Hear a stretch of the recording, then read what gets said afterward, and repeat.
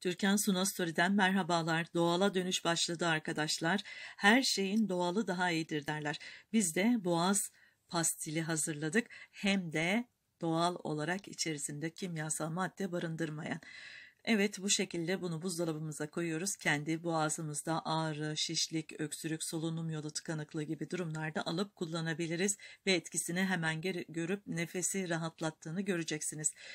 Lütfen kanalıma abone olmayı unutmayın diyorum ve tarife geçiyorum. 1 fincan soğuk su, 1 fincan toz şeker, bu ikisini ekliyoruz. Çünkü yoğun bir kıvam alması gerekiyor.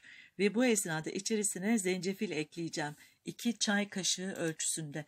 Tepeli değil, silme çay kaşığı olacak arkadaşlar. Zencefil de solunum yollarının iltihaplanmasını sakinleştirip ayrıca mukusun temizlenmesine yardımcı olan antibiyotik özelliğine sahiptir. Karanfil kullanıyorum. Karanfilin ununu aldım ben aktardan arkadaşlar. Şayet unu yoksa tanesinden 4-5 tane havanda ezip o şekilde de içerisine katabilirsiniz. Yani birkaç parçaya bölünecek gibi çok fazla uğraşmayın.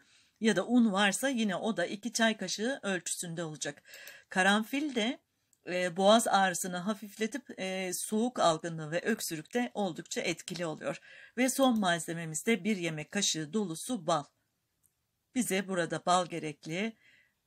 Çiçek yağı balı, çam balı hiç fark etmiyor arkadaşlar. Bunları şöyle güzelce bir karıştırıyoruz ve ocağımızın kahve gözüne götüreceğiz.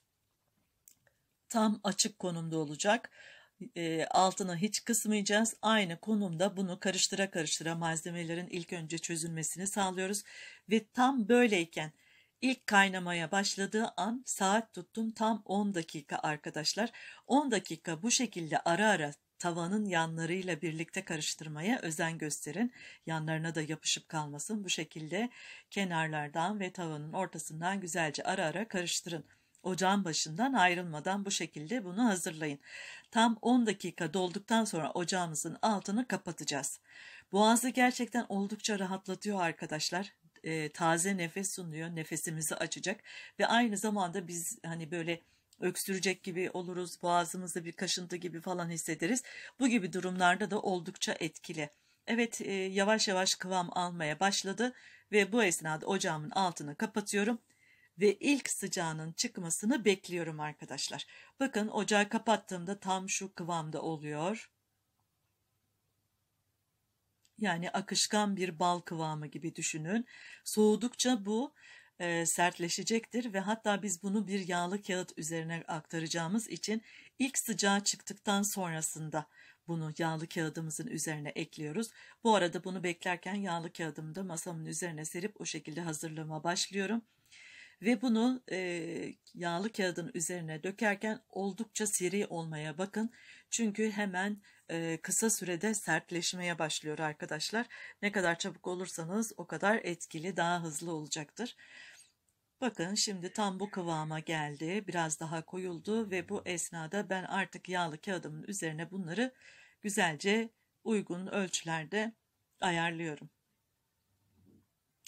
Bununla birlikte doğala dönüş dedik. Gördüğünüz gibi içerisinde karanfil var, zencefil var, bal var. Yani bizim sağlığımız için oldukça faydalı, güzel besinler yer alıyor.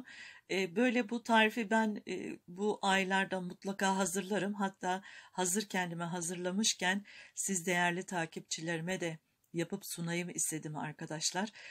Sizlere de sunayım ki siz de bu güzel tariften faydalanın. Kendinizi rahatsız hissettiğiniz anlarda bunu buradan bu şekilde alıp güzelce kullanabilirsiniz. Şimdi şekil verdikten sonra üzerine pudra şekeri serpiyorum.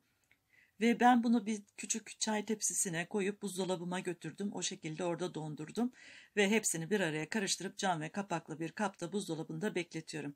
Evet, benim tarifim bugünlük bu kadar. Umuyorum beğenmişsinizdir. Lütfen kanalıma abone olmayı, videolarımı beğenmeyi ve tarifimi tüm sevdiklerinizle paylaşmayı ihmal etmeyin. Malzemelerden herhangi birine hassasiyetiniz varsa kullanmayınız. Hamile, emzikli ve kronik rahatsızlıkları olanlar doktorlarına danışmadan kullanmasınlar. Kendinize